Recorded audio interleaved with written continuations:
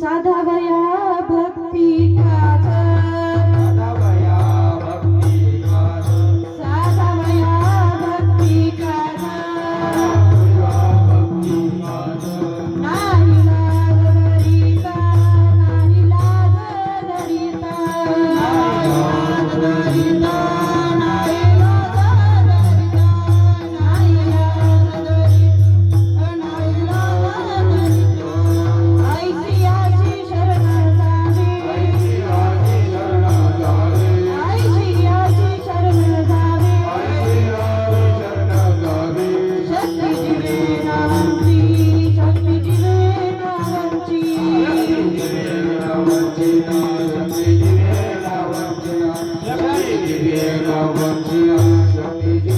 नावांची भीष्मपण केला खरा भीष्मपण केला खरा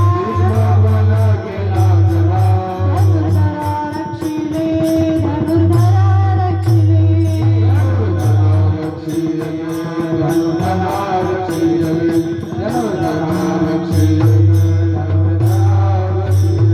ऐसियाची शरण जावे ऐसियाची शरण जावे शक्ती जिवे नावांची शक्ती जिवे नावांची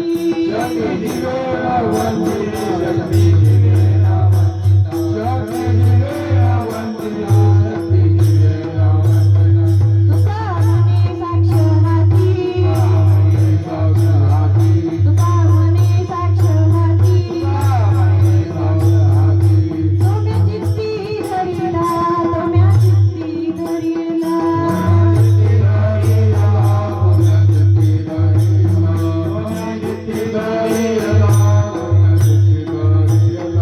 ऐसियाची शरण जावे ऐसियाची शरण जावे शक्ती जिवे नावांची शक्ती जिवे नावांची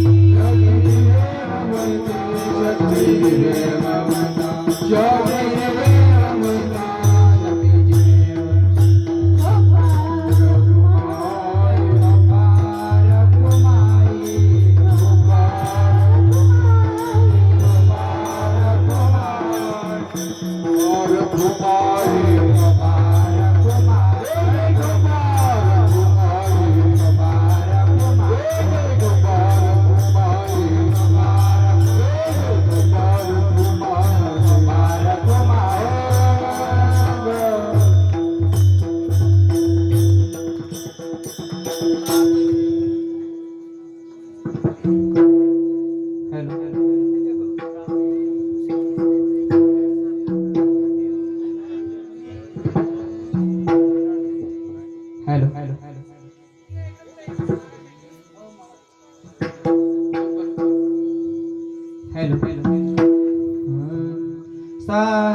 साधावया भक्ती काज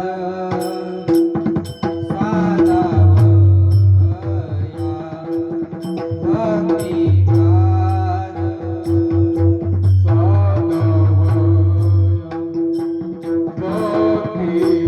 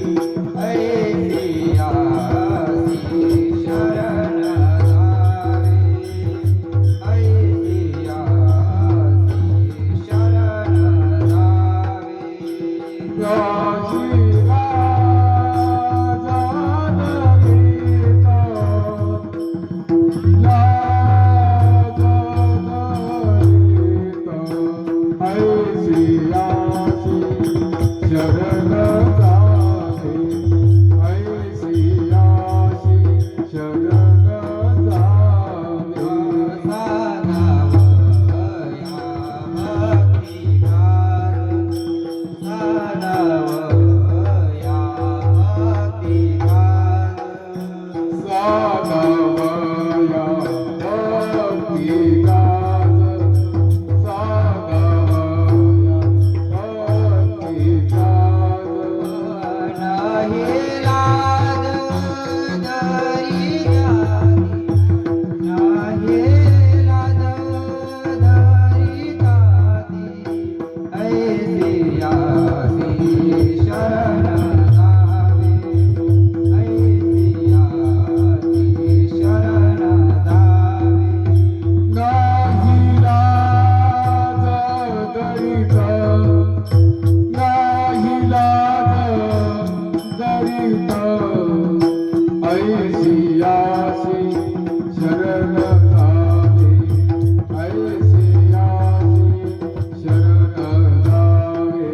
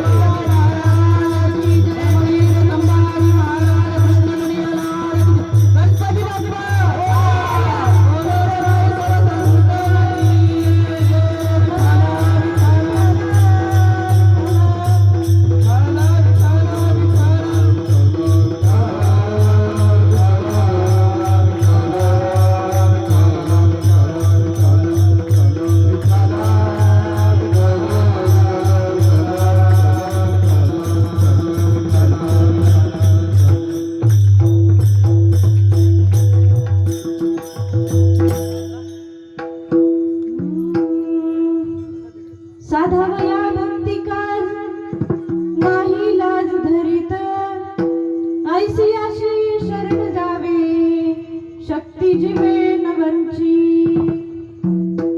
भीष्म पण केला खरा धनुर्धरा रक्षिले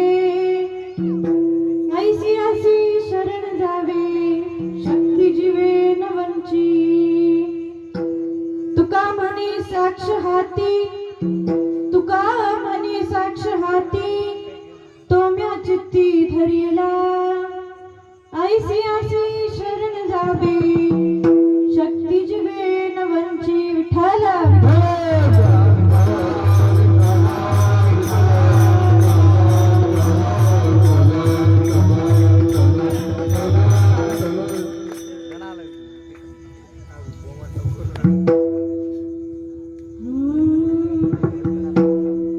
सच्चिदानंद रूपाय विश्वोत्पत्त्यादि हेतवे तापत्रय विनाशाय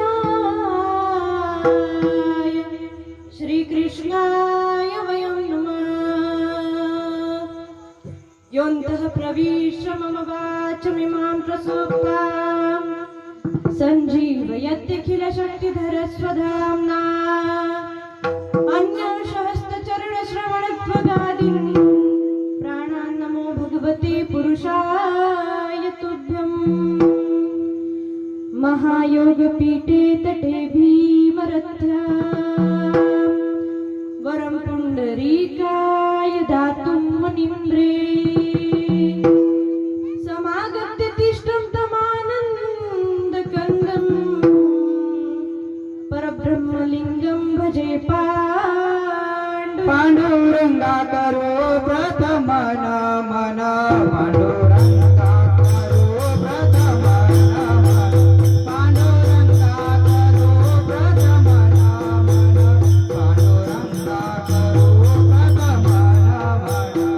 पांडुरंगा करो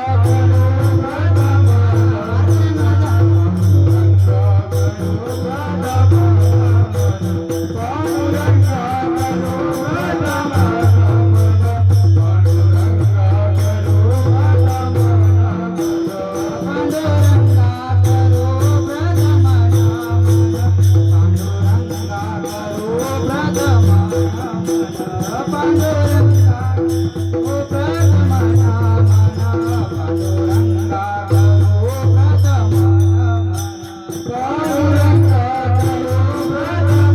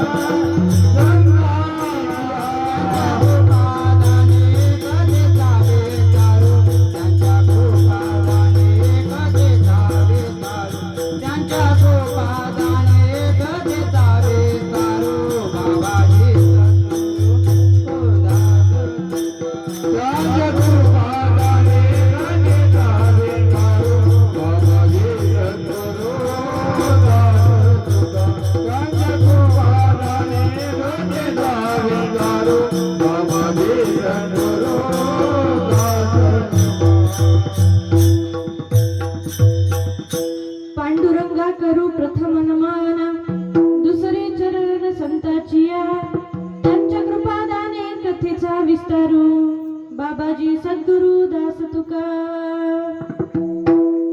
वंशी विभूषित करा नवनीर दाभात पीतांबरा धरुण बिंब फलाधरोष्ठात पूर्णेंदु सुंदर मुखारदरविंद नेत्रा कृष्णात् परं किमपि तत्त्वमहं न जाने श्री राधा मेरी स्वामिनी मैं राधे तेरो दास जन्म जन्म मोहि दीजियो श्री वृंदावन को वास कलावज्ञ जीवो धरार्थावतारम कलाकांत तेजोदिकामोदिवक्रम खलानिशपादापमोदार्हि दक्षिं समाधिस्थमूर्तिं भजे ज्ञानदेवम्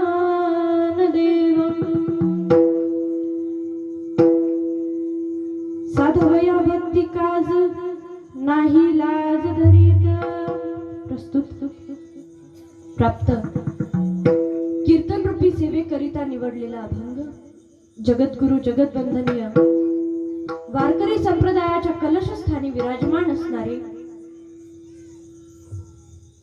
जगद्गुरु तुकाराम महाराज यांचा आहे. सेवा सुरुवात करण्यापूर्वी थोडासा परिहार द्यायचा, तो म्हणजे असा की आज या ठिकाणी आपण ज्या निमित्तासाठी ज्या कारणासाठी जमलेलो आहोत ते अतिशय आनंदमय असं वातावरण, ते अतिशय आनंदमय असं कारण, असं निमित्त म्हटलं तरी वावगं ठरणार नाही. हरिभक्त पारायण तुकाराम बाबा यांच्या प्रेरणेने, यांच्या मार्गदर्शनाने व सर्व गावकरी व पंचकृषीतील मंडळी यांच्या सहयोगाने, खर तर हे काम एकट्याच नाहीये. हे आता ज्या निमित्ताने आपण या ठिकाणी सर्वजण जमलेले आहोत ना, ते काम कोणी एकट्याच नाहीये, सर्वांनी सहकार्य केलं म्हणून आज या ठिकाणी आपण सर्वजण जमलेलो आहोत. कशासाठी तर इच्छापूर्ती गणपती मंदिर मूर्ती प्राण प्रतिष्ठा व कलशारोहण सोहळा मळगाव या ठिकाणी सुंदर असं गणपती बाप्पांचं मंदिर या ठिकाणी तुम्ही मंदिराची स्थापना केली. खर तर हे काम काही छोटं नाहीये महाराज. कोणाच्या तरी मनामध्ये इच्छा झाली की गणपती बाप्पा आपल्या गावामध्ये विराजमान झाले पाहिजे. आणि विशेष म्हणजे आता सध्या आपण मोठ्या उत्साहाने दरवर्षी गणपती बाप्पाचा उत्सव साजरा करत असतो. काल आपल्या प्रत्येकाच्या घरी गणपती बाप्पा विराजमान झाले.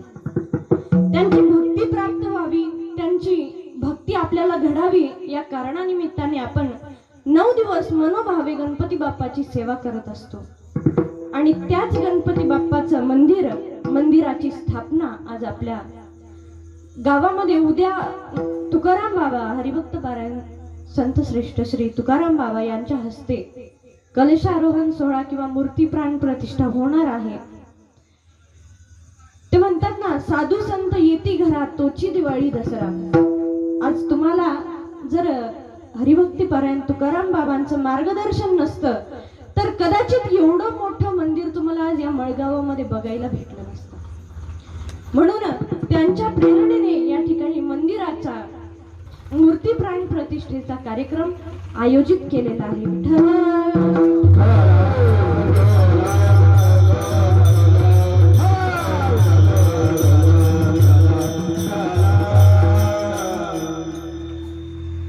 आता थोडासा माझा पण परिचय देणं गरजेचं समजते. तसं माझं नाव तुम्ही गेले 2 दिवस ऐकतच असणार आणि याच्या अगोदरही तुम्ही भरपूर कीर्तन ऐकले असणार. पण खरं सांगायचं झालं तर मी काही महाराज नाही, कीर्तनकार नाही, एक साधारण मुलगी आहे जी या ठिकाणी तुमच्या समोर उभी आहे. आणि तुम्हाला काहीतरी भगवंताची भक्ती घडावी या हेतूने वृंदावन तर सगळ्यांना माहिती असेल ना, वृंदावन मथुरेवरून या ठिकाणी मी तुम्हाला मार्गदर्शन करण्यासाठी म्हणा किंवा तुम्हाला गणपती बाप्पाची भक्ती सांगण्यासाठी या ठिकाणी आलेले आहे. तर आपण सर्वांनी हे 2 दिवस फक्त आणि फक्त गणपती बाप्पाला द्यायचे. हे 2 दिवस मनोभावे त्याची सेवा करा, मनोभावे त्याची भक्ती करा. का? कारण इच्छापूर्ती, गणपती बाप्पाचं नावच काय, इच्छापूर्ती, विघ्नहर, जो सर्व विघ्नांना हरून घेतो, आपल्या आयुष्यातल्या सगळ्या विघ्नांना टाळतो, असा तो गणपती बाप्पा. आपण थोडस गणपती बाप्पाचं भजन करू आणि नंतर सेवेला सुरुवात करू. मोरया रे बाप्पा मोरया रे, मोरया रे बाबा मोरया रे, मोरया रे बाप्पा मोरया रे, मोरया रे बाबा मोरया रे, मोरया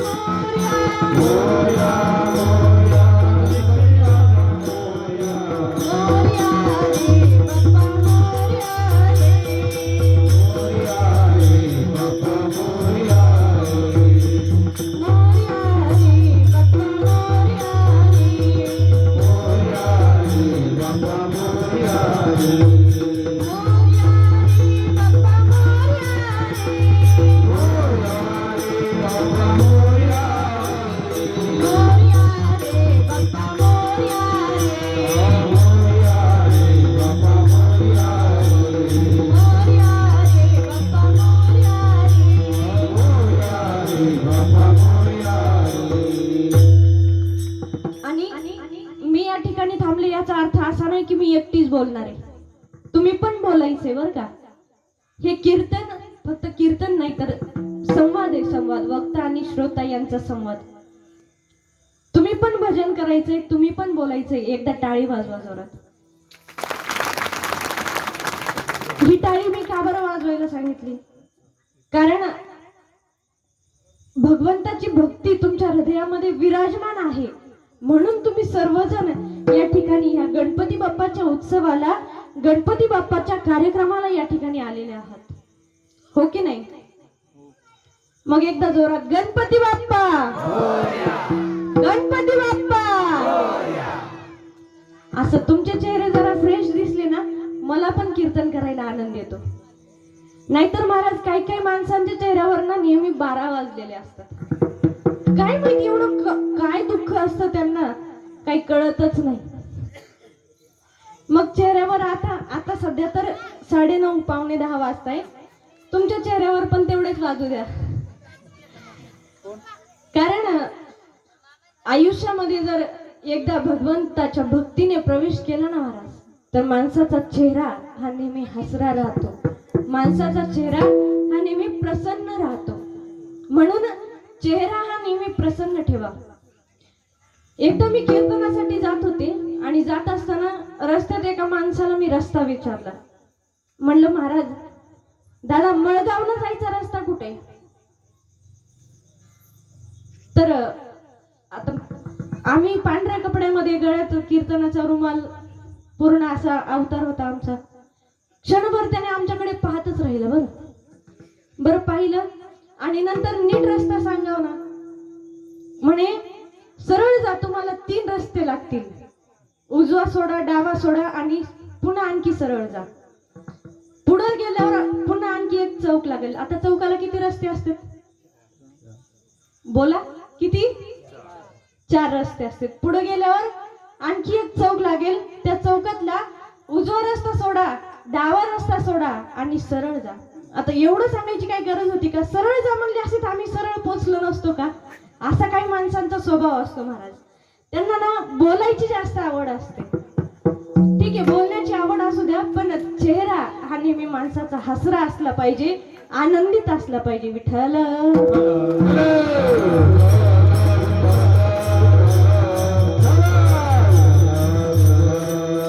या ठिकाणी येण्याचं सौभाग्य प्राप्त झालं ते आमच्या मोहिती बाबांमुळे. खरं तर ते माझे आजोबाच आहेत आणि त्यांच्यामुळे मला इथे येण्याचं सौभाग्य प्राप्त झालं. साधवया भक्ती काज नाही लाज धरीत. आता ह्याच गप्पा जर तुम्हाला सांगत बसले तर रात्र पुरणार नाही, पण या ठिकाणी कीर्तन सांगायला आलेले मी, नाही का? कीर्तन चांग होय अंग हरिरूप. कीर्तन कसं आहे महाराज? कीर्तनाने काय होतं? होय अंग हरिरूप. ज्या हरीचं आपण भजन करतो त्या हरीसारखं देव पहावया गेलो तेथे देव होऊन या ठेलो. मी देव बघायला गेले होते, पण त्या ठिकाणी आता कीर्तनकार म्हटल्यावर लोक मान सन्मान देतात महाराज, पाया पडतात. मग पाया कोणाच्या पडतात? देवाच्या पण पडतात. देव पहावया गेलो तेथे देव होऊन या ठेलो. म्हणून कीर्तन चांग होय अंग हरिरूप. कीर्तनामध्ये यायचं महाराज, कीर्तनामध्ये बसायचं, भगवंताची भक्ती करायची आणि भगवंताची भक्ती आपल्याला घडली पाहिजे. आणि खरं तर गेले कित्येक दिवसापासून कोरोना महामारीचं संकट आपल्या देशावर, संपूर्ण देशावर खूप नुकसान झालं महाराज आपलं कोरोनामुळे. खूप म्हणजे काय, खूप शब्दात सांगता येणार नाही एवढं नुकसान झालं महाराज आपलं कोरोनामुळे.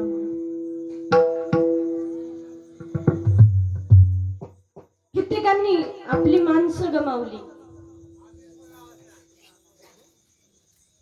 कित्येकांनी आपला पैसा गमावला, कितीही पैसा ओतला तरी सुद्धा माणसं वाचली नाही महाराज ह्या कोरोनामुळे. पण ठीक आहे, जिथं गणपती बाप्पा असतात तिथं कोरोनाचं संकट काहीच करू शकत नाही महाराज. म्हणून तर आपण एवढ्या संख्येने आज या ठिकाणी उपस्थित आहोत.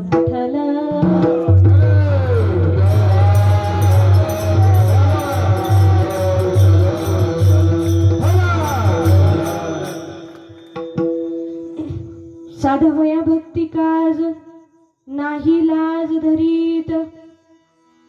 भक्ती, आता भक्ती कशाला म्हणतात महाराज? भक्ती करायची कशी आणि भक्तीच्या मार्गाने जायचं कसं? आता हे पचेल ना तुमच्या कानांना?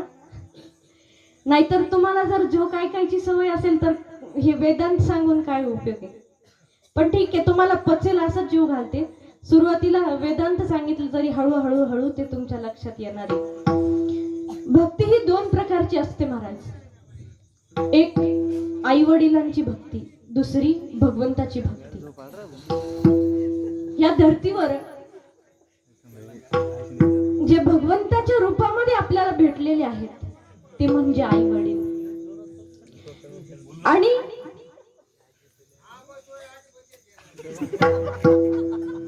विठ्ठल विठ्ठल विठ्ठल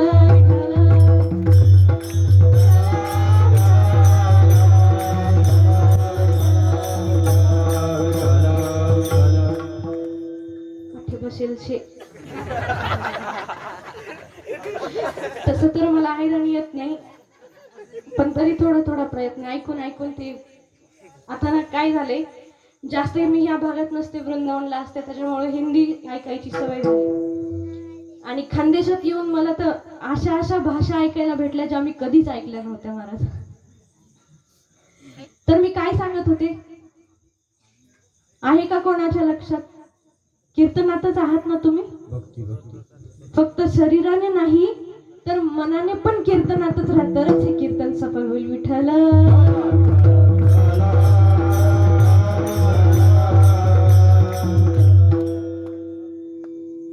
तर आई वडिलांची भक्ती ही कशा प्रकारे केली जाते? आई वडिलांची भक्ती केली महाराज पुंडलिकाने.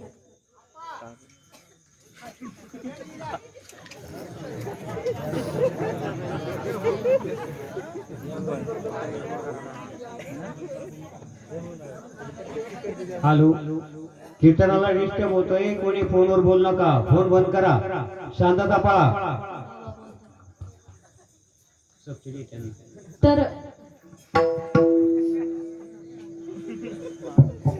आई वडिलांची भक्ती केली पुंडलिकाने. आणखी आई वडिलांची भक्ती कोणी केली? शंकरजींनी सांगितलं की या पृथ्वीच्या 5 प्रदक्षिणा मारायच्या. कोणाला सांगितलं? आपल्या 2 पुत्रांना. पृथ्वीच्या 5 प्रदक्षिणा मारायच्या आणि मग आई वडिलांचं दर्शन घ्यायचं. बघू कोण अगोदर जाते. कार्तिकेय मोरावर विराजमान होऊन निघाले. कुठं? पृथ्वीची प्रदक्षिणा करायला. पृथ्वीच्या 5 प्रदक्षिणा करायला कार्तिकेयजी महाराज निघाले. पण गणपती बाप्पा, बुद्धीची देवता ज्यांना म्हटलं जातं, विघ्नहर ज्यांना म्हटलं जातं, बुद्धीचे देवता गणपती बाप्पा कुठल्या पृथ्वीची प्रदक्षिणा करायला नाही गेले. मूषक उंदरावर विराजमान झाले. आई वडिलांच्या 5 प्रदक्षिणा मारल्या आणि त्यांचं दर्शन घेतलं महाराज.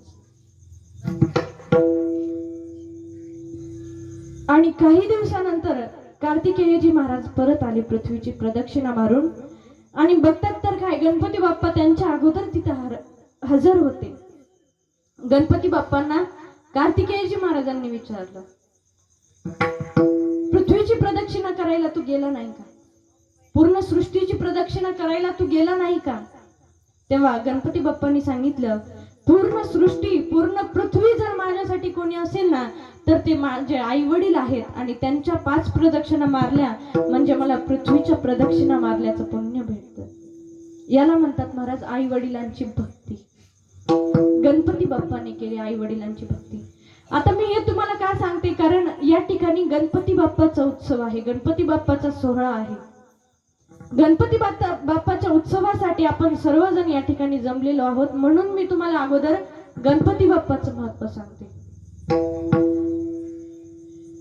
तर अशा गणपती बाप्पाचं, बुद्धीचे देवता, आपल्यालाही सद्बुद्धी देणारे गणपती बाप्पाच आहेत.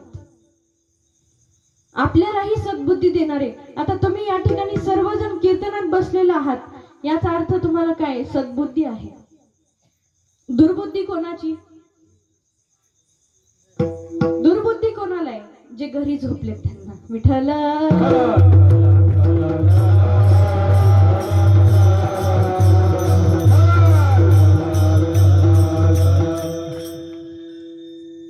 साधवया भक्ती काज नाही लाज धरीत. या अभंगातून जगद्गुरु तुकोबराय आपल्याला सांगण्याचा प्रयत्न करतात.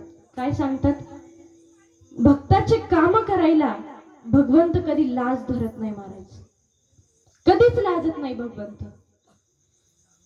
मग काय केलं पाहिजे? तुकाराम महाराजांना एका भक्ताने विचारलं, काय केलं पाहिजे, कोणाला शरण गेलं पाहिजे? या जगामध्ये आम्ही बघतो पण सगळीकडे दुराचार चाललाय, पाप चाललेत, पण मग नेमकं शरण कोणाला जायचं, कोणाला शरण जायचं? तर तुकाराम महाराज सांगतात, जो भक्ताची कामं करायला लाजत नाही, ऐसी अशी शरण जावे शक्ती जीवे नवंची. मग तुकाराम महाराज, तुमच्याकडे एखादं उदाहरण आहे का की ज्याने भक्ताची कामं करायला कधी लाज धरली नाही?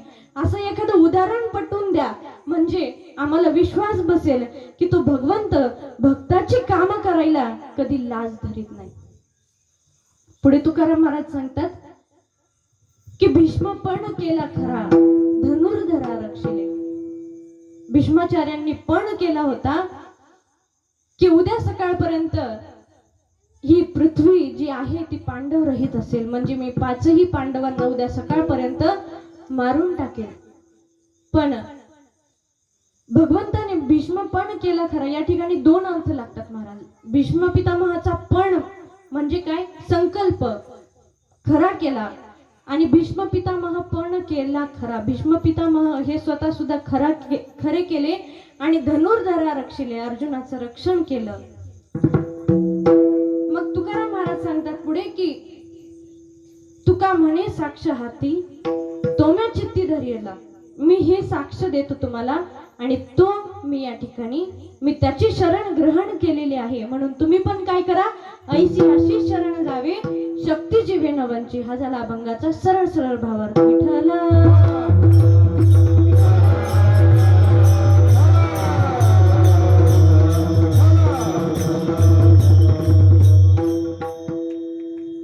आता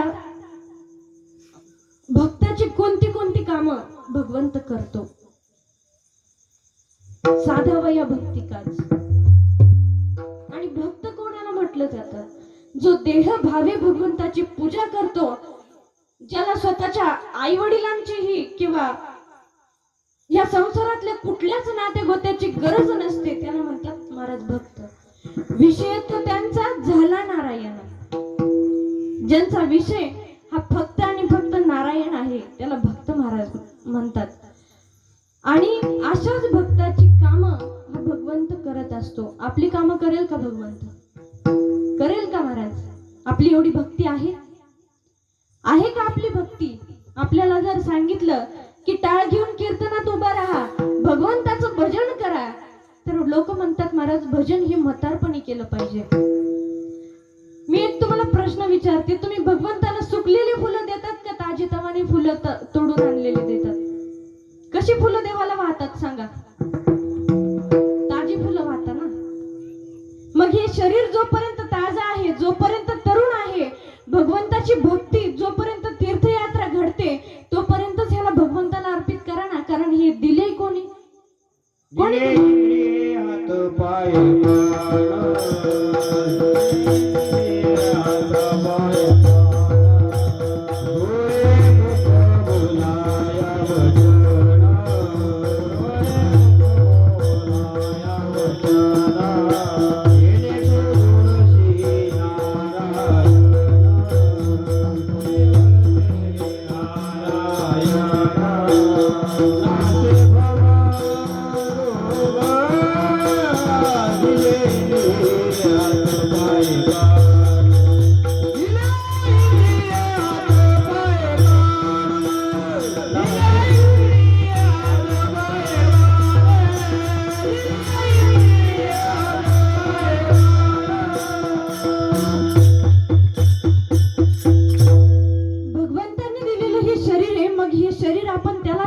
केलं पाहिजे.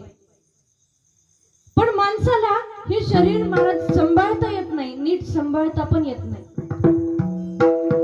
किरायाच्या घरी आपण जर राहत असेल तर त्या घराची मालकीन किंवा मालक दिवसातून 2-3 वेळा आपल्या घरामध्ये चक्कर मारत असते. कशासाठी? आपण तिच्या घराची स्वच्छता ठेवतो का नाही याच्यासाठी. मग हे शरीर भगवंतांनी दिलेले, या शरीराची स्वच्छता ठेवणं हे कोणाचं काम आहे महाराज? आपलंच काम आहे. पण या शरीरामध्ये आपण नाना प्रकारचे व्यंजन टाकत असतो.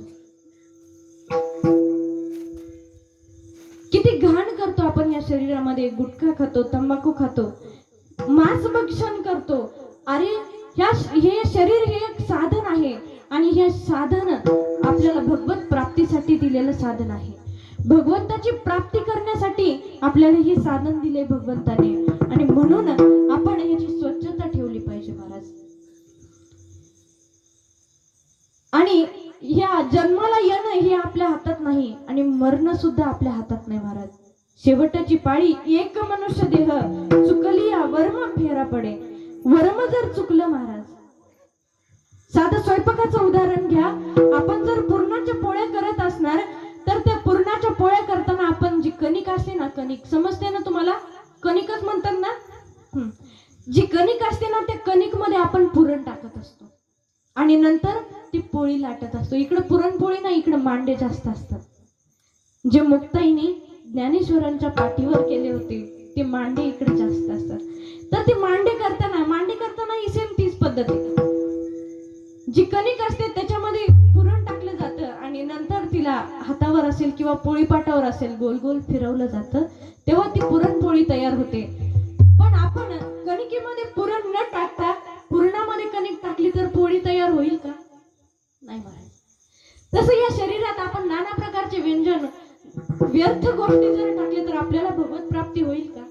नाही होणार. पचतंय ना तुम्हाला? विठ्ठल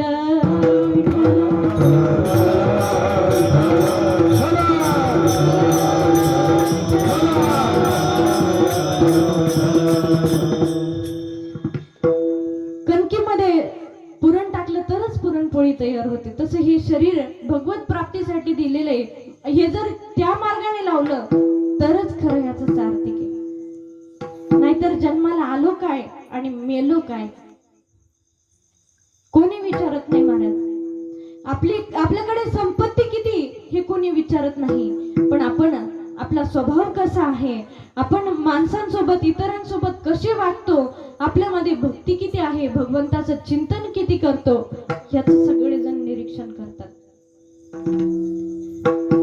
आणि जन्माला आलो हे आपल्या हातात आहे, मरण आपल्या हातात नाही. आता कोरोनाच्या काळात तर महाराज आपण सांगतो की आता दुपारी बोलला होता तो माझ्यासोबत आणि आताच कस काय गेले.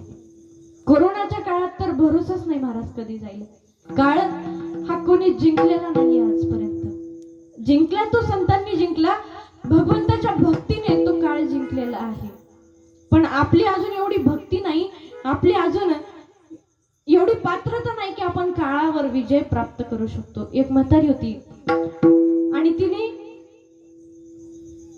यमराज तिला घ्यायला आला. यमराज आणि घ्यायला आल्याच्या नंतर तिने काय केलं, यमराजाचं स्वागत केलं महाराज. आता ज्याला बघताच अंगाला घाम फुटतो, यमराजाला बघताच अंगाला घाम फुटतो महाराज आपल्या.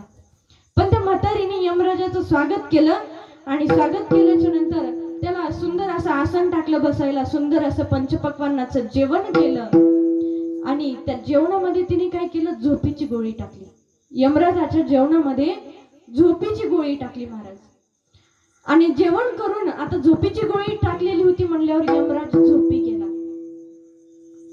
त्या म्हातारीने ते यमराजाची डायरी घेतली. म्हातारी जरा शिकलेली होती. ते यमराजाची डायरी घेतली आणि डायरी घेतल्यानंतर त्या डायरीमध्ये सर्वप्रथम तिचं नाव लिहिलेलं होतं. सगळ्यात अगोदर तिला यमराज घेऊन जाणार होता. मग त्या म्हातारीने काय केलं, जे एक नंबरला तिचं नाव लिहिलेलं होतं ना ते नाव तिने खोडलं आणि सगळ्यात शेवटी स्वतःचं नाव टाकलं. सगळ्यात शेवटी स्वतःचं नाव टाकलं. काही वेळानंतर यम जागा झाला, यम उठला आणि उठल्याच्या नंतर यमराजाने आपली डायरी हातात घेतली. पण ती डायरी त्याला माहिती होतं आता ह्याच्यात काय काय लिहिलेलं आहे. प्रत्येकाला आपली आपली डायरी माहिती की आपल्या वहीमध्ये आपण काय लिहिलंय हे आपल्याला माहित असतं. यमराजाला माहिती होतं ह्या डायरीमध्ये काय लिहिलेलं आहे. उठला आणि त्या म्हातारीला म्हणाला, म्हातारे तुझ्या स्वागताने मी एवढा खुश झालोय, मी एवढा आनंदित झालोय. आता मी असं ठरवलंय की हे जे सगळ्यात सुरुवातीला तुझं नाव होतं ना, मी सगळ्यात शेवटी टाकणार आहे. का? कारण मी सगळ्यात शेवटी तुला घ्यायला येणार आहे, आता सुरुवातीला नाही घ्यायला येणार.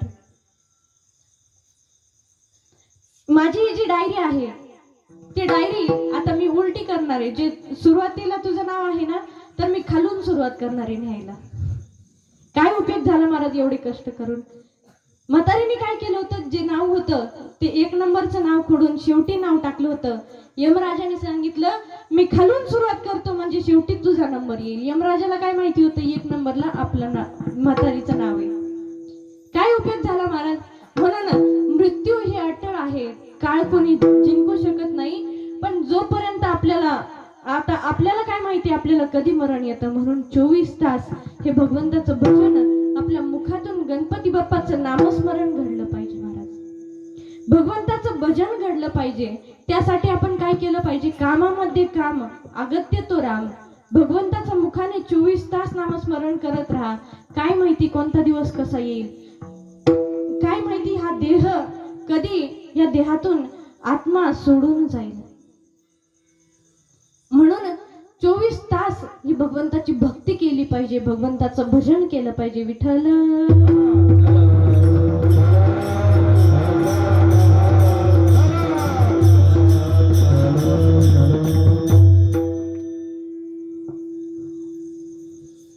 भक्ताची कामं भगवंत कशी करतो? साधावया भक्ती काज. भक्ताची काज साधण्यासाठी भगवंत काय काय करतो?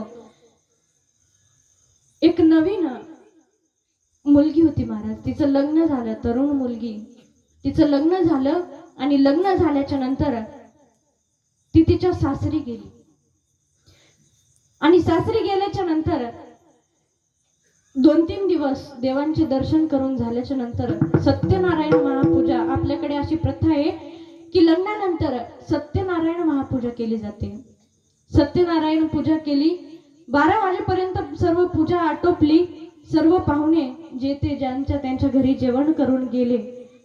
आणि त्या मुलीने काठापदराची साडी काढून बाजूला ठेवली, साधारण साडी परिधान केली आणि बांगड्या मागे सरून ती पोरगी कामाला लागली महाराज. लग्न झाल्याच्या नंतर 2 दिवसाला लगेच मुलगी घरात काम करते. ही भारतीय संस्कृती आहे. आणि 1.25 महिना मुलीला बसून ठेवायचं आणि नंतर तिला कामाला लावायचं, ही पाश्चात्य संस्कृती आहे महाराज. तर ती मुलगी कामाला लागली. पाहुणे जेवून गेले होते, भांडे घासले, कपडे धुतले आणि घर झाडलं. असं काम करता करता करता संध्याकाळचे 4 वाजले. आणि 4 वाजल्याच्या नंतर कचरा टाकण्यासाठी ती बाहेर जाऊ लागली. तिच्यासोबत एक लहान मुलगी होती. आणि ती कोण होती महाराज? जिचं लग्न झालं होतं ती कोण होती? सखूबाई होती. तिच्यासोबत एक लहान मुलगी होती. नवीन नवीन बघा, नवरीसोबत एखादी लहान मुलगी पाठवली जाते का? कारण भरोसा नाही, शेजारच्या आया बाया आपल्या नवीन नवीन सुनाला काही सांगू नये म्हणून एक छोटी मुलगी तिच्यासोबत पाठवली जाते. एक छोटी मुलगी तिच्यासोबत पाठवली, कचरा टाकण्यासाठी गेली. आणि वारकऱ्यांच्या घरातली ती मुलगी होती महाराज, सखूबाई. वारकरी, तिचा घराणा संपूर्ण वारकरी वारसा होता. आणि कचरा टाकायला गेल्याच्या नंतर रस्त्याने भजन करत करत, भगवंताचं भजन करत करत एक दिंडी येत होती महाराज. सुंदर असं भगवंताचं भजन करत होते. जय जय राम कृष्ण हरी, जय जय राम कृष्ण हरी, जय राम कृष्ण हरी, जय राम कृष्ण हरी, जय जय राम कृष्ण हरी, जय जय राम कृष्ण हरी, जय राम कृष्ण हरी, जय राम कृष्ण हरी, जय जय राम कृष्ण हरी, जय जय राम कृष्ण हरी. भगवंताचं भजन करत करत सुंदर अशी ती दिंडी त्या गावामध्ये आली. आणि जशी ती दिंडी आली, आता ती जी लहान मुलगी होती ना, तिला एका डोळ्याने कमी दिसत होतं. एक डोळा तिचा जो आहे तो पूर्ण उघडत नव्हता. वहिनी वहिनी वहिनी करत सोबत आली. चला वहिनी चला वहिनी. नाकातून शेंबूड गळत होता तरी वहिनी तिला आवं जाऊ बोलत होती. नवीन नवीन महाराज सगळ्यांना आवं जाऊ बोलावंच लागतं. मग भजन करत करत सखूबाई दिंडीमध्ये सामील झाली. दिंडीमध्ये गेली. अंगावर सुंदर सुंदर असे दागिने, एक साधारण साडी अंगावर घातलेली आहे आणि अशी ती सखूबाई त्या दिंडीमध्ये सामील झाली. आता दिंडीमध्ये कोण असतं महाराज? जे घरून वैतागलेत ना तेच जास्त करून दिंडीमध्ये असतात. जे घरून, ज्या बायांना घरून सुनाने हाकलून दिले ना त्याच बाया जास्त दिंडीमध्ये असतात महाराज. म्हाताऱ्या बाया, पकवाज वादक, टाळ वादक आणि अभंग गाणारे हे सोडले तर दिंडीमध्ये तरुण कोणीच नसतं. खरं सांगू महाराज, हिम्मत लागते महाराज, हिम्मत. हा देह भगवंताच्या चरणी अर्पण करायला आणि भगवंताच्या भजनासाठी अर्पण करायला. तर सखूबाई त्या दिंडीमध्ये सामील झाली आणि त्या दिंडीमध्ये सहभागी झाल्याच्या नंतर सखूबाई पण सुंदर असं भगवंताचं भजन करत होती आणि भजन करता करता करता सखूबाई त्या दिंडीमध्ये गेली. आता घरामध्ये संध्याकाळचे 4 वाजले होते. घरामध्ये ती मुलगी आली आणि आल्याच्या नंतर तिला विचारलं सखूबाईच्या सासूने, छके अगं तुझ्यासोबत सुनबाई आली होती, कुठं गेली? ती म्हणली इकडेच आली की घराकडे. आता तिला अगोदरच एका दिवसाने एका डोळ्याने दिसायला कमी होतं. ती म्हणली इकडेच आली घराकडे. संपूर्ण घर परेशान झालं. सखूबाई कुठं गेली? आता नवी नवी नवरी जर घरातून गायब झाली तर घरची परेशान होतील, नाही तर काय होतील महाराज. काही वेळानंतर ज्या मुलाशी लग्न झालं होतं तो पण घरी आला आणि घरी आल्याच्या नंतर आईला पाणी मागितलं. थोड्या वेळाने विचारलं सखू कुठे गेली? तेव्हा सांगितलं बाबा काय सांगू, आम्ही परेशान आहोत म्हणे केव्हापासून. तुझी बायको काही सापडत नाही. आता नवीन लग्न झालंय आणि बायको सापडत नाही म्हटल्यावर ही काही साधी गोष्ट आहे का महाराज? चक्कर येऊन पडला तो जागेवरच. थोड्या वेळाने हरिपाठाला गेलेले तिचे आजच सासरे घरी आले आणि घरी आल्याच्या नंतर फेटा काढून बाजूला ठेवला आणि बाजूला ठेवल्याच्या नंतर आवाज दिला, सखू ए सखू अगं पाणी आण. आतल्या घरातून हातात पाण्याचा तांब्या घेऊन साधारण साडी परिधान करून सुंदर असे सखूबाई सारखेच दागिने परिधान करून सखूबाई घरातून बाहेर आली आणि त्याच सासऱ्याला पाणी दिलं. सासूने विचारलं अगं ए सखे अगं केव्हापासून आम्ही तुला आवाज देत होतो, कुठं होतीस तू? सांगितलं सासूबाई आतल्या खोलीमध्ये मी भगवंताचं भजन करत होते, हरिपाठ घेत होते आणि आमची अशी संस्कृती आहे की हरिपाठ किंवा भगवंताचं भजन चालू असताना कोणासोबत बोलायचं नाही. मला माहिती होतं तुम्ही मला शोधताय. आता ती सखूबाई होती का? तर नाही. सखूबाईच्या रूपामध्ये साक्षात पंढरीश परमात्मा त्या सखूबाईच्या रूपामध्ये सखूबाईच्या घरी काम करत होता महाराज. हाती पडल ते काम केलं भगवंताने. हाती पडल ते काम केलं. कपडे धुतले, भांडे घासले, घर झाडलं, घर पुसलं, अशी नाना प्रकारची कामं भगवंत त्या सखूबाईच्या रूपामध्ये त्या सखूबाईच्या घरी करीत होता. पण आता हे सगळं तर ठीक झालं. कवन एक दिवशी वासना उद्भवली पतीची मनी, हस्ते कवडूनी कामी शेजे बवडवली. पतीच्या मनामध्ये वासना निर्माण झाली. तर भगवंताने त्या सखूबाईच्या रूपात असलेल्या भगवंताने त्याची ती इच्छा पूर्ण केली. 1.25 महिना झाल्याच्या नंतर सखूबाई पंढरपूरवरून आषाढीची वारी करून सखूबाई घरी आली आणि घरी आल्याच्या नंतर तिला वाटलं की घरी गेल्यावर वातावरण खूप तापलेलं असेल. नवीन नवीन लग्न झालंय आणि 1.25 महिना झाला लग्नाला, तरी आपण घरी 1.25 महिन्यापासून आपण घरी नाही. आपण बाहेर गेलो, पंढरपूरला गेलो, पण घरी जाऊन बघते तर काय त्या ठिकाणी तसं काहीच वातावरण नव्हतं. आणि थोड्या दिवसानंतर सखूबाईच्या लक्षात आलं 1 महिन्याचा गर्भ सखूबाईच्या पोटामध्ये होता. भगवंताच्या मंदिरामध्ये गेली, देवाऱ्याच्या समोर गेली, पांडुरंगाची मूर्ती हातामध्ये घेतली आणि सांगितलं की सांग माझी काय चुकी झाली. लग्नाला 2 महिने झाले आणि अजून पतीचा संग नाही. तुझी भक्ती करण्यासाठी, तुझी वारी करण्यासाठी मी पंढरपूरला आले आणि हे पोटामध्ये माझ्या 1 महिन्याचा गर्भ आहे. सांग काय चुकी झाली. रडू लागली सखूबाई. भगवंताची ती मूर्ती बोलू लागली महाराज सखूबाईला, सखे अगं येडीस का काय, येडी का काय सखू तू. अगं नवीन नवीन लग्न झालं, वारकऱ्याची घरची पोरगी ग तू.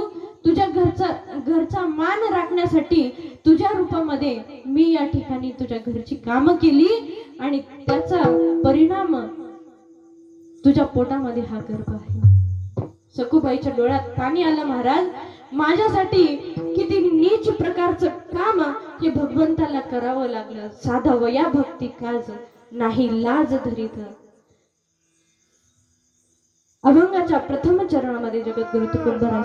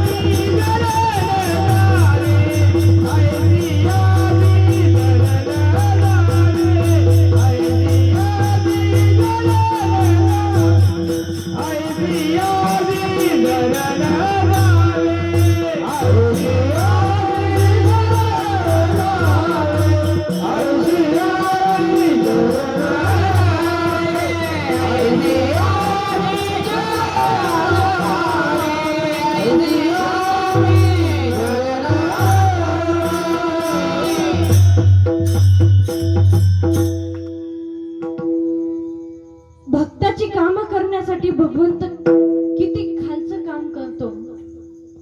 नाही लाज धरीत. आणि अशा भगवंताचं शरणागत पत्करावे महाराज. भगवंताची शरणागत कोणी कोणी पत्करली. ऐशी अशी शरण जावे. भगवंताची शरण म्हणजे जाणं म्हणजे काय करणं, तर हा जो देह आहे किंवा भगवंताने दिलेला आपल्याला ही जी संधी आहे ती संपूर्ण भगवंताच्या चरणी अर्पण करणे म्हणजे भगवंताला शरण जाणे. ऐसी अशी शरण जावे. कोण गेलं महाराज भगवंताला शरण? संत मीराबाई भगवंताला शरण गेल्या. आणि जेव्हा आपण एखाद्या संतांचा हात पकडू ना तर आपल्यालाही त्यांच्यासारखं बनवतात महाराज संत. आपल्यालाही त्यांच्यासारखं करून घेतात ते असतात महाराज संत. मीराबाईच्या जीवनातील एक घटना सांगते तुम्हाला. एकदा मीराबाई झोपडीमध्ये राजाची मुलगी होती महाराज. राजाची मुलगी असून सुद्धा झोपडीमध्ये राहत होती आणि भगवंताचं भजन करत होती. झोपडीमध्ये बसून भजन करत होत्या. आणि भजन करत असताना एक म्हाताऱ्या आजी मीराबाईला रोज जेवणाचा डब्बा आणून द्यायच्या. जेवणाचा डब्बा आणून द्यायच्या आणि आणून दिल्याच्या नंतर मीराबाई त्या ग्रहण करायच्या. पण मीराबाईंना ही सुद्धा सूद नव्हती.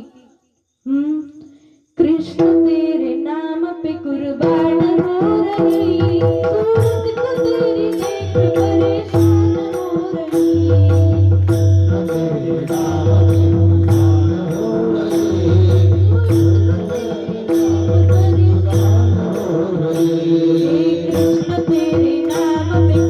पान पान की सुधी न लोग लाज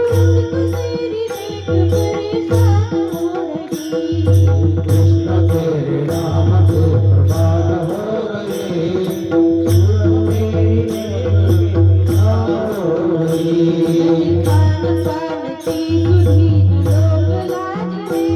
तेरे दीदार के लिए कुर्बान हो रही.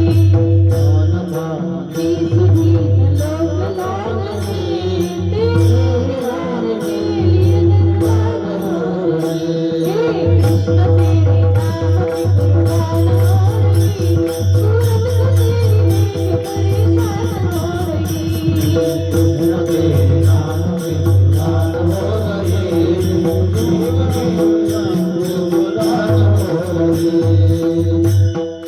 कृष्ण तेरे नाम पे कुर्बान हो रही, सूरत को तेरी देख परेशान हो रही.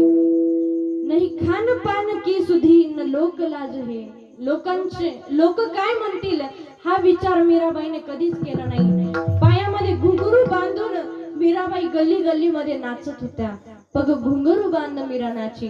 आणि लोकांचा विचार केला नाही. नाही खान पान की सुधी, खाण्यापिण्याची सुद्धा सूद राहत नव्हती महाराज मीराबाईला. अशी भगवंताची भक्ती करत होत्या मीराबाई. नाही खान पान की सुधी न लोक लाज हे, लोक काय म्हणतील हा पण विचार केला नाही. मग त्या आजीबाई मीराबाईला दररोज जेवणाचा डब्बा आणून द्यायच्या. ही सेवा त्या आजीबाई करायच्या.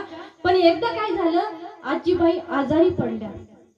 आणि आजारी पडल्याच्या नंतर आजीबाईने, त्यांचा एक नातू होता 20 वर्षाचा नातू, नातवाला सांगितलं की बाळा हा डबा घे आणि तू काय कर, मीराबाईला हा जेवणाचा डब्बा देऊन ये. कोणाला सांगितलं? कोणाला सांगितलं? कीर्तनात आहेत का झोप लागली? समजतंय ना मी काय बोलते? सर्वांना समजतंय का? तर त्या नातवाला सांगितलं मीराबाईने की हा जो जेवणाचा डब्बा आहे ना तो घे आणि मीराबाईला देऊन ये. तो गेला आणि जेवणाचा डब्बा मीराबाईला देऊ लागला. पण एकदा विचार केला की आजी दररोज जिची सेवा करते तिला एकदा बघू तरी. मीराबाईंकडे पाहिलं, एवढ्या सुंदर मीराबाई होत्या. नातू पळतच घरी गेला आणि घरी गेल्याच्या नंतर आजीला सांगितलं, आजी लग्न करीन तर फक्त मीराशीच, लग्न करीन तर फक्त मीराबाईशी करीन, नाहीतर लग्न करणार नाही. आता आजी डोक्याला हात लावून बसली. डोक्याला हात लावून बसल्यानंतर आजीने विचार केला की स्वतःच्या आई वडिलांचा जो राजमहल आहे त्याचा त्याग करून मीराबाई झोपडीमध्ये भजन करताय आणि हा सांगतोय की लग्न करेन तर मीराबाई सोबत. दुसऱ्या दिवशी आजी आल्या, मीराबाईचा जेवणाचा डब्बा ठेवला. त्यांचा चेहरा असा पडलेला होता, सुकलेला होता महाराज. आता मीराबाईंनी विचारलं की आजी काय झालं, कोणतं दुःख आहे तुम्हाला एवढं, दररोज तुम्ही एवढे हसत खेळत असता. तेव्हा आजींनी मीराबाईला सांगितलं की काय सांगू म्हणे, काल मी आजारी होते, माझा नातू तुम्हाला डबा द्यायला आला होता आणि त्या नातवाने तुम्हाला बघितलं आणि बघितल्याच्या नंतर म्हणाला की लग्न करेन तर मीराबाईशीच करेन. मीराबाईंनी सांगितलं की फक्त एवढाच प्रॉब्लेम आहे ना. आजीने सांगितलं हो. सांगितलं नातवाला सांगा, नातवाला तुम्ही इकडे घेऊन या आणि त्याला असं सांगा की मीराबाई या लग्न करण्यासाठी तयार आहे. आता नातवाने ऐकलं, बेडवरून खाली उडी मारली महाराज त्याने. आता लग्नाला तयार आहेत म्हणल्यावर त्याचा आनंद गगनामध्ये मावेना. तो पळत पळत पळत मीराबाईंच्या समोर आला. सांगितलं, सांगा काय करू मी तुमच्यासाठी? चंद्र तारे तोडून आणू का म्हणे. आजकालचे विठ्ठल विठ्ठल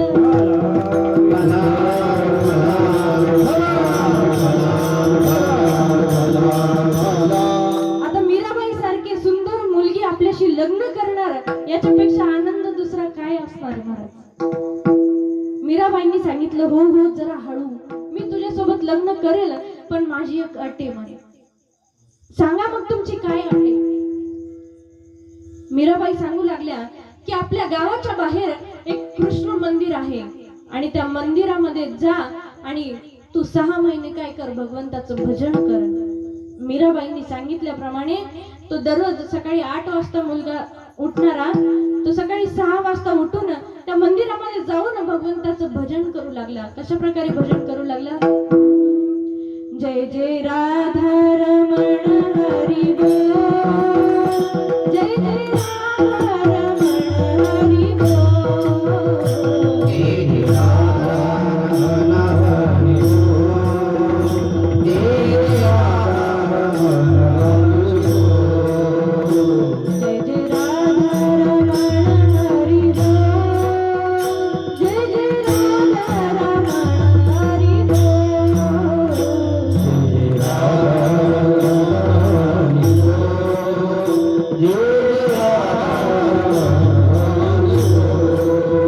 जय जय राधा रमण हरी बोल, जय जय राधा रमण हरी बोल.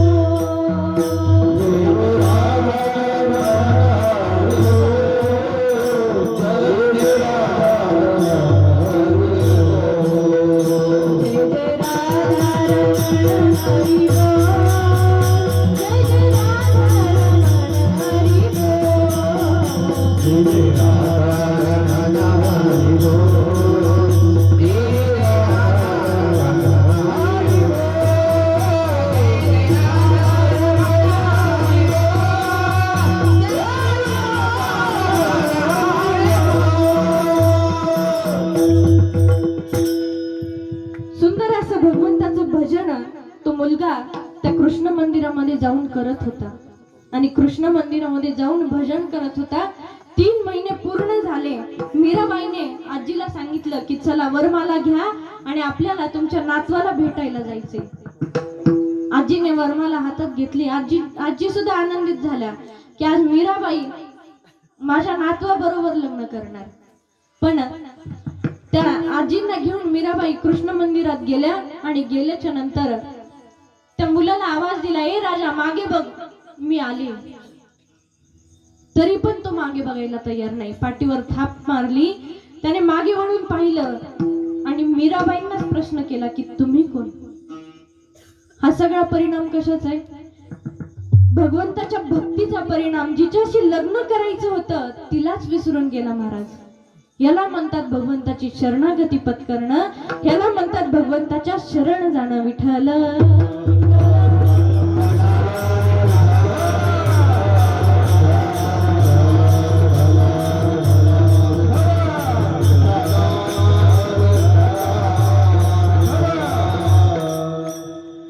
आपणही भगवंताची भक्ती, भगवंताची शरणागती आपणही प्राप्त करायला पाहिजे. का? कारण जसं तुकोबांसाठी धावून आला, जसं मीराबाईसाठी तो धावून आला, तसं आपल्यासाठी सुद्धा भगवंतानी यावं, गणपती बाप्पांनी यावं ही आपल्या मनामध्ये इच्छा उत्पन्न झाली पाहिजे. पण काय करावं महाराज, हा संसार कधी आपल्याला सुटतच नाही. अहो एवढंच नाही, म्हातारा खाटावर जरी पडलेला असलं ना, सगळं मलमूत्र जागेवर जरी होत असलं तरी म्हाताऱ्याच्याने संसार सुटत नाही. एक म्हातारं होतं, ते खूप आजारी होतं महाराज, खूपच आजारी. त्याला बोलता पण येत नव्हतं. मग आता तो बाजावर पडलेला आहे तर गपचूप बसाव ना. तर एक वासरू ना काय खात होतं, झाडू खात होतं, केरसुनी. त्याला केरसुनी पण म्हणतात झाडूला. तर वासरू केरसुनी खात होतं. तर ते म्हाताऱ्याने बघितलं आणि वाक्य वाक्य वाक्य करायला लागलं म्हातारं. मग वाक्य वाक्य करत होतं. तर पोरांना कोणाला वाटलं की म्हातारं धन सांगते, मी इथं इथं धन पुरून ठेवलेले आणि ते तुम्ही काढून आणा. माणूस शेवटचे क्षण जेव्हा मोजत असतो ना, तेव्हा घरच्यांना हीच चिंता असते की त्याचं बँक बॅलन्स किती आहे, त्याच्या नावावर जमीन असेल तर ती स्वतःच्या नावावर करून घेणं, त्याचं बँक बॅलन्स आपल्या नावावर करून घेणं. मग म्हाताऱ्याला डॉक्टर बोलून आणले आणि डॉक्टर बोलून आणल्याच्या नंतर विचारलं की बघा आमचे बाबा काय म्हणतात, त्यांना बहुतेक वासुदेव केशव म्हणायचं असेल, वासुदेव केशव म्हणायचं असेल असं मुलांना वाटलं. कोणाला वाटलं धन सांगतात का काय. डॉक्टर म्हणले ह्यांना 1 लाखाचं इंजेक्शन द्यावं लागेल म्हणे. किती? 1 लाखाचं. बोलत चला ना तुम्ही पण, मी एकटी किती वेळ बोलू बरं, तुम्ही पण बोलत जा ना माझ्यासोबत. कितीचं इंजेक्शन द्यायचं होतं? 1 लाखाचं इंजेक्शन द्यायचं होतं म्हाताऱ्याला. मग पोरांना वाटलं आपला जर जास्तीचा फायदा होत असेल, 5-6 लाखाचा फायदा होत असेल तर इंजेक्शन द्यायला काय हरकत नाही. म्हातारा जर प्रॉपर्टी सांगणार असेल तर इंजेक्शन द्यायला काय हरकत नाही. सांगितलं द्या तुम्ही इंजेक्शन म्हाताऱ्याला. म्हाताऱ्याला इंजेक्शन दिलं आणि लहान मुलगा आला, तो जरा परमार्थिक होता. तो म्हणाला बाबा तुम्हाला वासुदेव केशव म्हणायचे का, म्हणा भगवंताचं भजन करा, नामस्मरण करा. म्हातारा म्हणलं अरे येड्या, मी केव्हापासून हे सांगण्याचा प्रयत्न करतोय की ते वासरू केरसुनी खाते, बघ त्याला हाण आणि ती केरसुनी काढून घे म्हणे त्याच्या तोंडातून. खाट्यावर पडलं तरी आपल्याच्याने संसार काही सुटत नाही, भगवंताचं नाम काही मुखातून येत नाही. विठ्ठल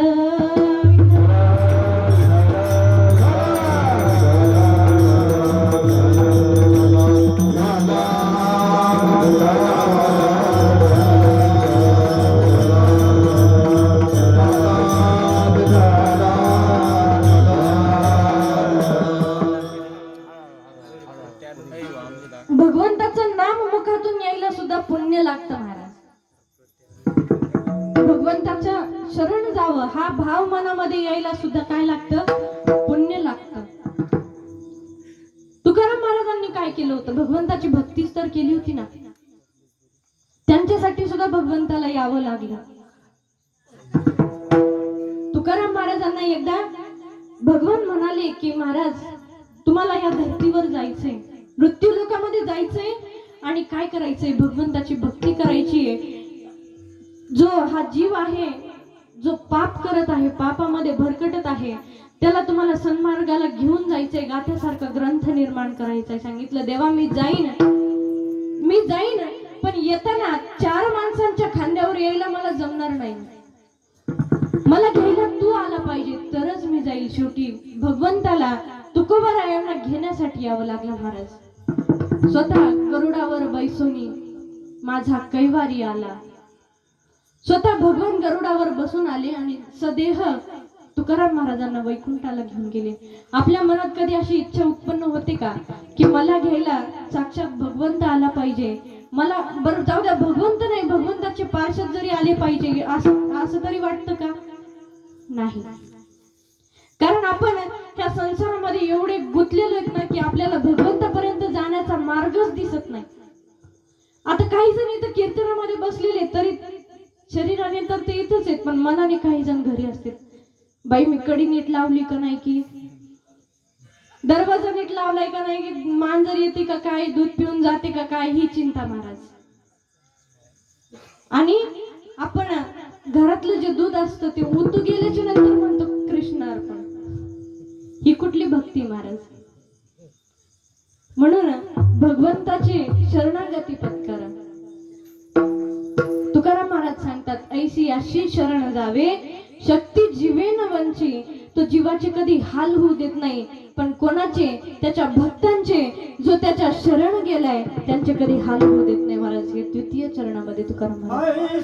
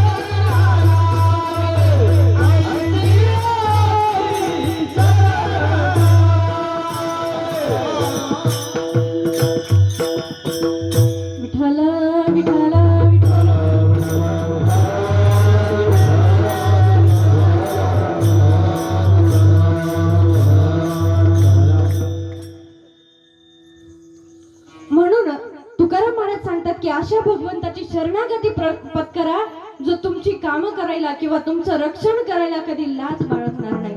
ऐशी अशी शरण जावे.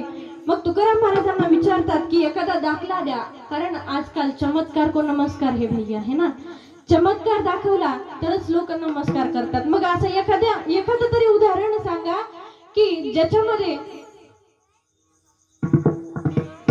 ज्याच्यामध्ये भगवंताने स्वतःच्या भक्ताचं रक्षण केलेलं असेल, असं एक तरी उदाहरण सांगा.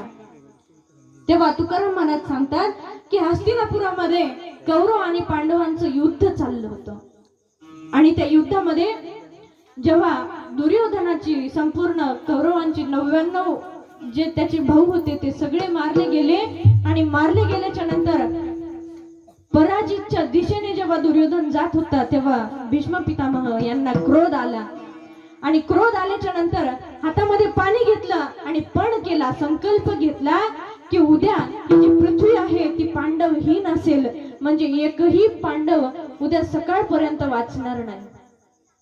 तेव्हा भगवंताने विचार केला आता काय करायचंय, पांडवांचं रक्षण करायचंय पण कशा प्रकारे करायचं. पांडवांचं रक्षण तर करायचंय पण कशा प्रकारे करायचं. तेव्हा भगवंताने रात्री 12 वाजता द्रौपदीला आवाज दिला, द्रौपदीला बोलवलं आणि बोलवल्याच्या नंतर सांगितलं की तयारी कर, आपल्याला दुर्योधनाच्या इकडे जायचंय, त्या दुर्योधनाच्या शिबिरामध्ये जायचंय. तेव्हा द्रौपदीने भगवंताच्या सोबत जाण्याची तयारी केली, भगवंतासोबत जायला निघाली आणि निघाल्याच्या नंतर भगवान आणि द्रौपदी दोघं जात होते. हळूहळू गेले आणि गेल्याच्या नंतर भीष्म पितामह यांच्या शिबिरामध्ये घुसले. भगवंत बाहेरच उभे राहिले. द्रौपदीला सांगितलं, द्रौपदी तुझे जे चप्पल आहेत, तुझे जे वाहन आहेत ते बाहेर सोड, मी तर बाहेरच थांबतो आणि तू जाऊन काय कर, भीष्म पितामह यांचा आशीर्वाद घे. पूर्वी बायका पदर घ्यायच्या महाराज, आणि पदर काय फक्त असा पदर नव्हता, पूर्ण चेहरा झाकेपर्यंत पदर होता महाराज. आजकालच्या मुली जीन्स घालायला लागल्या महाराज, जीन्स. पुणे साईडला कधी कीर्तनाला गेलं ना तर कीर्तनाला गेल्याच्या नंतर ओळखूच येत नाही की ही मुलगी का लहान मुलीची आई आहे. म्हणून आपली जी संस्कृती आहे ती जपून ठेवायला शिका.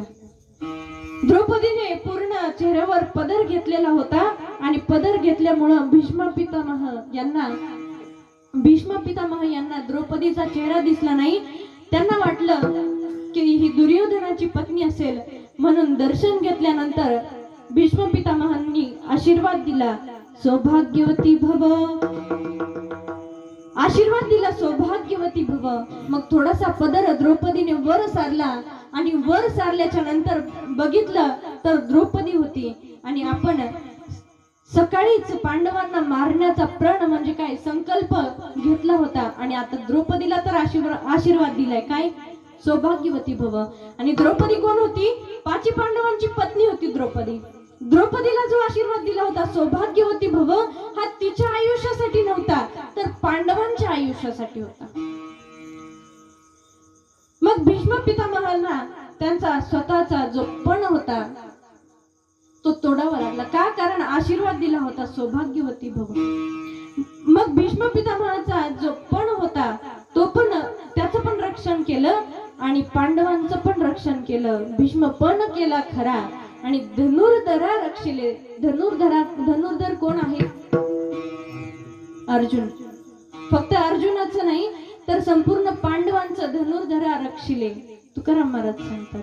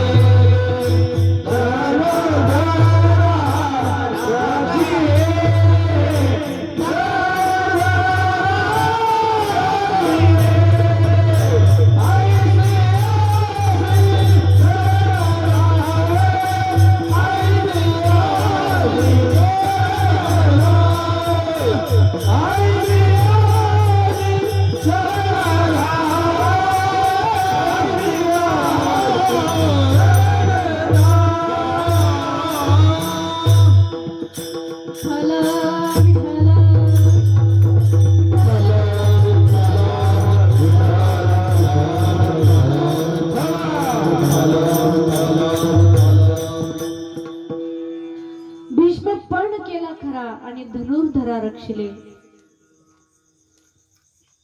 भीष्म पितामहाचा शब्द पडू दिला नाही आणि पांडवांचंही रक्षण केलं. म्हणून काय करा तर ऐसियाशी शरण जावी. म्हणून अशा भगवंताची शरण पत्करा जो तुमचं रक्षण करेल. थोडस भगवंताचं भजन करूया. विठोबा रखुमाई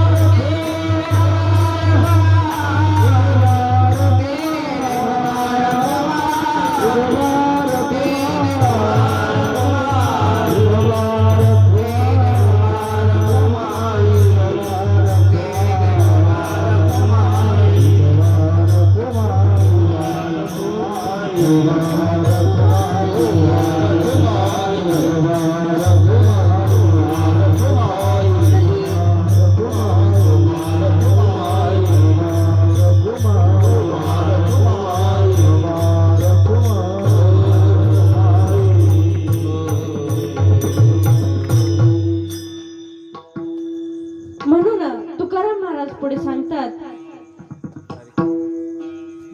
तुका म्हणे साक्ष हाती आणि तोम्या चित्ती धरीला. मी काय केलंय, मी साक्ष देतो की मी अशा भगवंताची भक्ती करतोय. तोम्या चित्ती धरीला, माझ्या चित्तामध्ये.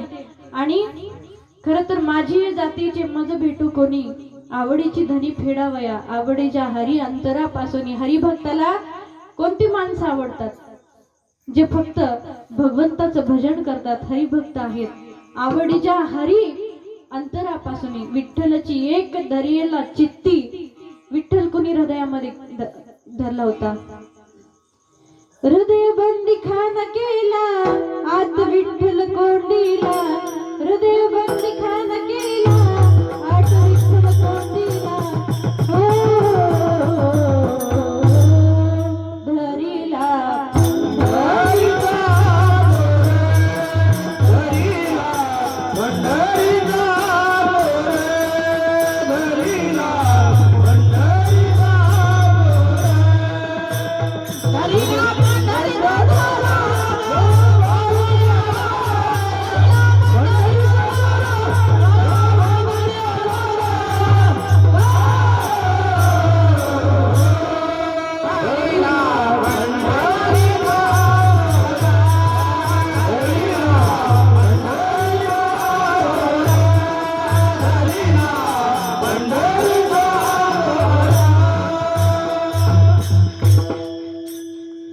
बंदीखाना केला आत विठ्ठल कोंडीला. विठ्ठलाला आपल्या चित्तामध्ये एकदा धरलं ना. तुका म्हणे साक्ष हाती तोम्या चित्ती धरीला. एकदा का भगवंताला आपल्या हृदयामध्ये प्रस्थापित केलं, एकदा का भगवंताची भक्ती किंवा भगवंत आपल्या हृदयामध्ये विराजमान झाले ना, तर आपल्याला दुसरीकडे कुठं तीर्थक्षेत्राला जायची गरज पडत नाही महाराज. स्वतः भगवंत आपल्याला आपल्या चित्तामध्ये विराजमान होतात. तेव्हा नाही क्रोध किसी पे आए सब में तो नजर हरी आए. जेव्हा आपल्या अंतःकरणामध्ये भगवंताची भक्ती उत्पन्न होते, जेव्हा आपल्या अंतःकरणामध्ये भगवंत विराजमान होतात, तेव्हा आपल्याला काम, क्रोध, लोभ हे सगळं आपल्यापासून दूर होतं महाराज.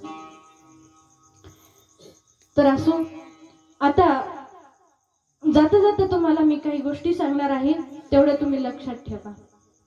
एक म्हणजे आई वडिलांची सेवा करा, कारण ते आहेत तर आपण आहोत.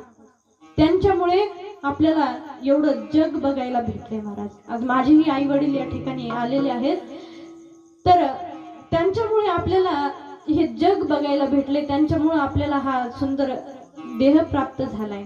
म्हणून आई वडिलांना कधी विसरू नका. आणि दुसरी गोष्ट म्हणजे गोमातेची सेवा करा.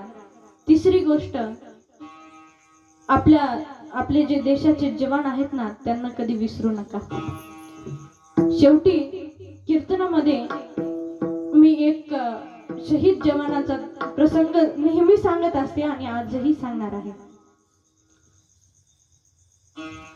एक आपल्याच नाशिक जिल्ह्यातील सिन्नर तालुक्यातील एक वीर जवान, शहीद जवान केशव गोसावी त्याचं नाव.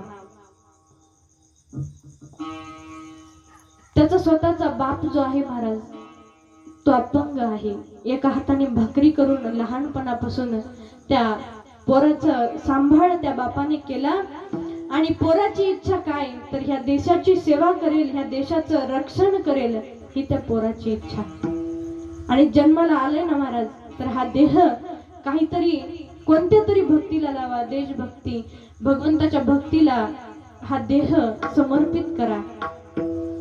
तर तो जो केशव होता भगवंताच्या देशाची सेवा करायची म्हणून त्याने एक ऑनलाईन पेपर दिला. पेपर दिल्याच्या नंतर तो त्याच्यामध्ये पास झाला. पास झाल्यानंतर ग्राउंड दिलं, ग्राउंड मध्ये पास झाला. त्याला नोकरीचं कॉल लेटर आलं की ह्या तारखेला तुम्ही नोकरी जॉईन करा. पण त्याच्या मनात हा विचार आलाच नव्हता. नंतर लेटर आल्यावर त्याच्या मनात विचार आला की मी जर देशाची सेवा करायला गेलो आणि माझं जर तिकडं काही झालं तर माझा हा अपंग बाप अशाच अपंग हाताने आयुष्यभर भाकरी करेल का? नाही, मी ही नोकरी जॉईन करणार नाही असं केशवने विचार केला.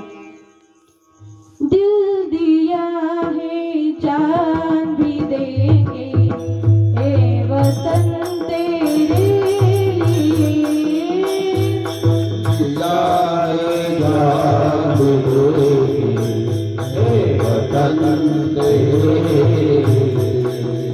दिल दिया है जान भी देंगे ए वतन तेरे लिए.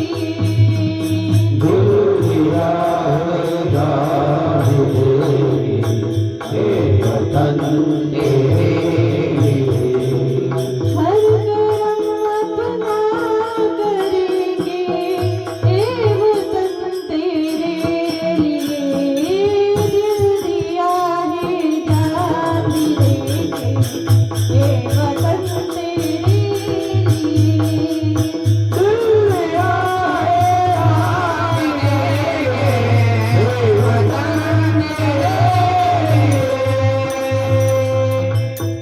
केशवने विचार केला की माझा हा बाप अपंग बाप असाच अपंग हाताने आयुष्यभर भाकरी करेल का? नाही, मी ही नोकरी जॉईन करणार नाही. बाप अपंग होता पण थोडाफार शिकलेला होता. काही दिवसानंतर ते नोकरीचं कॉल लेटर बापाच्या हातामध्ये पडलं आणि हातामध्ये पडल्याच्या नंतर बापाने केशवला समोर उभा केलं आणि विचारू लागला की काय रे केशव, कधी आलं तुला ही लेटर? सांगितलं बाबा आताच थोड्या दिवसापूर्वी हे नोकरीचं कॉल लेटर मला आलं पण तुमच्यासाठी मी ही नोकरी जॉईन करणार नाही. तेव्हा सांगितलं की बाळा, अरे तानाजी घाबरला असता तर कोंडाणा मिळाला असता का? तानाजी घाबरला असता तर कोंडाणा मिळाला असता का? शिवाजी राजे घाबरले असते तर स्वराज्य निर्माण झालं असतं का? बाळा असं करू नको. हे जे तुझं कॉल लेटर आहे ना तू घे आणि तू काय कर, तू ती नोकरी जॉईन कर, नोकरीला जा.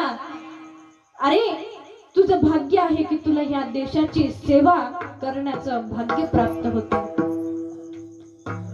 केशवने ते नोकरीचं कॉल लेटर हातामध्ये घेतलं आणि हातामध्ये घेतल्याच्या नंतर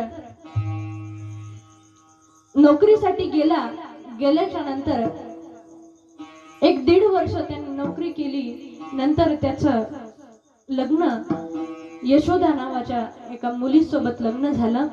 लग्न झाल्याच्या नंतर लग्नाच्या सुट्ट्यांमध्ये तो घरी आला आणि नंतर परत देशाची सेवा करण्यासाठी तो गेला.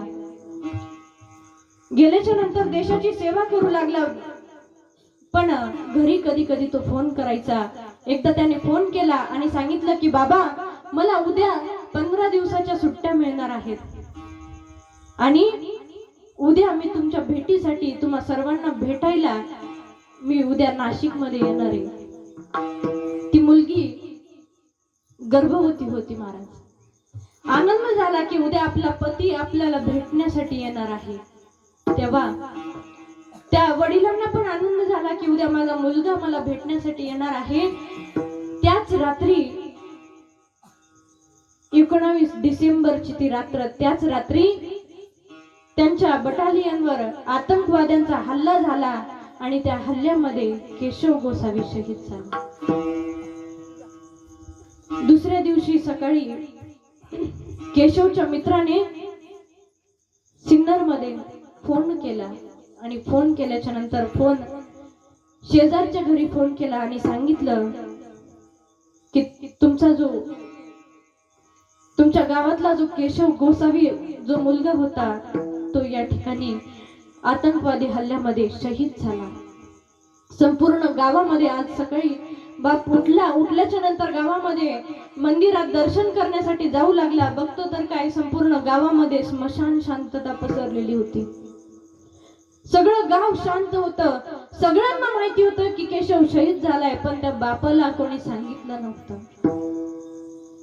काही वेळानंतर गावामध्ये अंतिम संस्काराची अंतिम यात्रेची तयारी चालू झाली आणि तयारी चालू झाल्याच्या नंतर गाव सजवत होते महाराज. गाव सजवत होते आणि गाव सजवत असताना त्या बापाने एकाला विचारलं की काय झालंय, आपलं गाव एवढं का बरं सजवताय. तेव्हा सांगितलं की बाबा कसं सांगू आणि कोणत्या तोंडाने सांगू.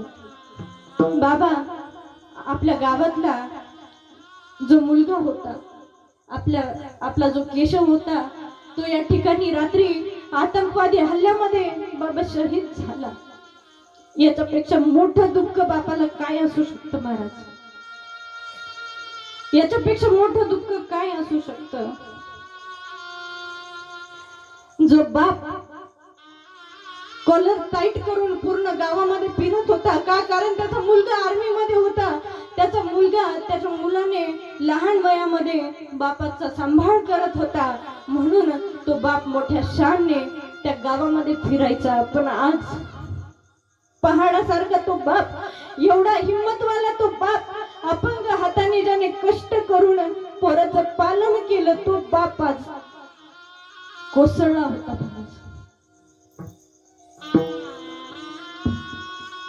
बापाने सांगितलं, सगळे तयारी करत होते. कोणी बापाला सावरत होतं, कोणी त्याच्या पत्नीला सावरत होतं. काही बाया आल्या शेजारच्या, त्या पत्नीला सावरत होत्या. काय विचार केला असेल त्या मुलीने. पोटातलं बाळ ज्याने बापाचं तोंड सुद्धा पाहिलं नाही, जन्माच्या अगोदरच ज्याने स्वतःचा बाप गमावला, काय समजायचं महाराज त्या मुलीने.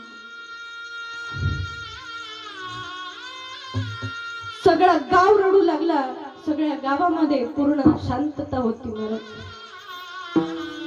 कारण जो केशव आम्हाला भेटायला येणार होता, मित्र विचार करू लागले, जो केशव आम्हाला भेटायला येणार होता, आमच्या हाताने ज्याला जीव घालणार होतो, आमच्या अंगाखांद्यावर ज्याला आम्ही मिरवणार होतो, त्या केशवच्या आज अंतिम संस्काराची तयारी ही आपल्या गावामध्ये होती.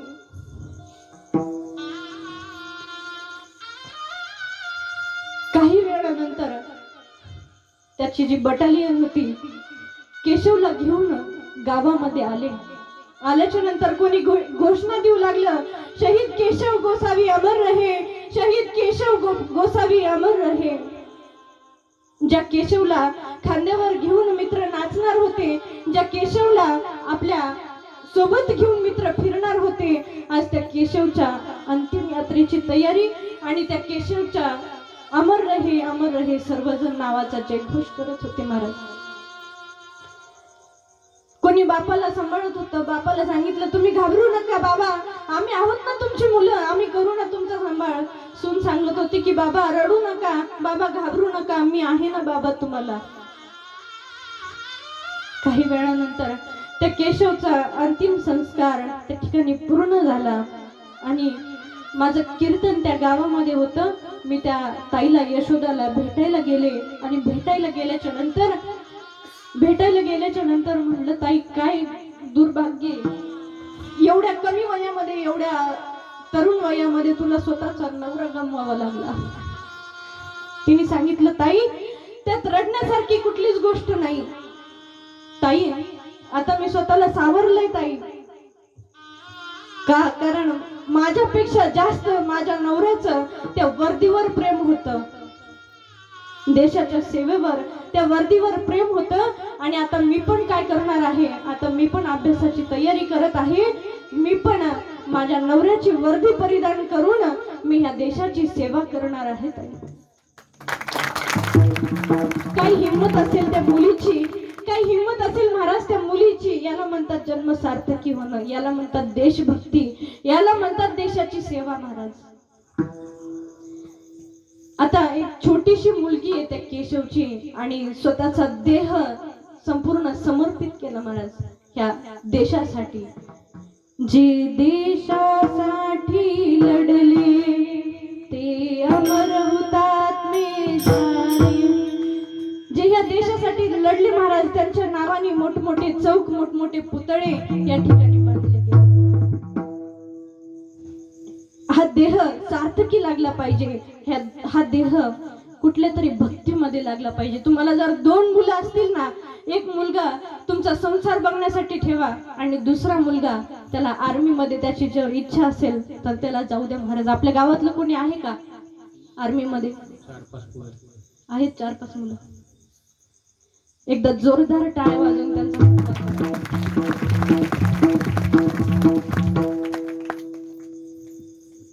खर तर माझ्या आयुष्यातली पण एक सत्य घटना सांगते.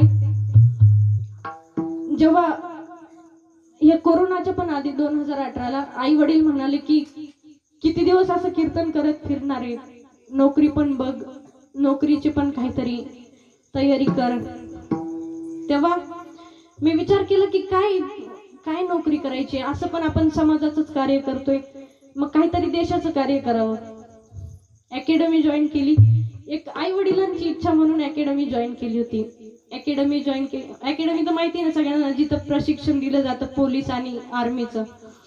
तर जॉईन केल्याच्या नंतर 3 महिने मी प्रॅक्टिस केली. प्रॅक्टिस केल्यावर 2018 मध्ये जागा निघाल्या होत्या स्टाफ सिलेक्शन, SSCGD कॉन्स्टेबल म्हणून. मी आता मजेत सगळ्या मैत्रिणी भरतात म्हणून मी पण तो फॉर्म भरून दिला. आणि फॉर्म भरल्याच्या नंतर तेव्हा बघा किती 14 फेब्रुवारी 2019 CRPFचे 40 जवान शहीद झाले होते. मग मी तो फॉर्म भरला आणि 15 फेब्रुवारीला माझी परीक्षा होती. परीक्षा देताना सुद्धा मला माहित नव्हतं की मी कशाची परीक्षा देते. परीक्षा दिली आणि परीक्षा दिल्यानंतर ती भरती सलग 3 वर्ष चालली महाराज, 3 वर्ष. मग सप्टेंबर मध्ये त्याचं ग्राउंड होतं 1600 मीटर रनिंग. आता आम्हाला तर एवढी सवय लागलेली, तूप खायचं नसतं, बसायचं, पण तरीही 1600 मीटर ती जी रनिंग होती, अजूनही माझ्याकडे क्वालिफाईड सर्टिफिकेट आहे. तर ती रनिंग पण मी पूर्ण केली. नंतर मेडिकल सुद्धा पूर्ण केलं. पण दुर्भाग्य असं की मेरिट लिस्ट मध्ये माझं नाव आलं नाही, नाहीतर मी इथं नसते महाराज. नाहीतर मी पण कुठेतरी, माझ्या मैत्रिणी पण कोणी SSB मध्ये, कोणी BSF मध्ये, कोणी CRPF मध्ये, तर कोणी CISF मध्ये त्या गेलेत महाराज.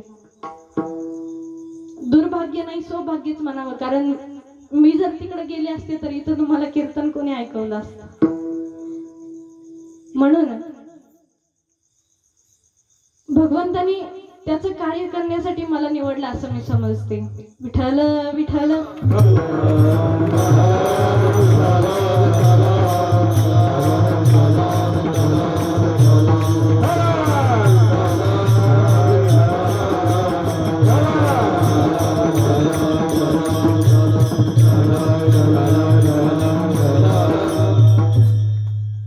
असंच तुम्हाला नेहमी गणपती बाप्पाची सेवा घडावी, नेहमी भगवंताची भक्ती घडावी ही गणपती बाप्पाच्या चरणी प्रार्थना करते आणि झालेली सेवा पांडुरंगाच्या चरणी समर्पित करते. ज्ञानदेव तुकाराम माऊली विठ्ठल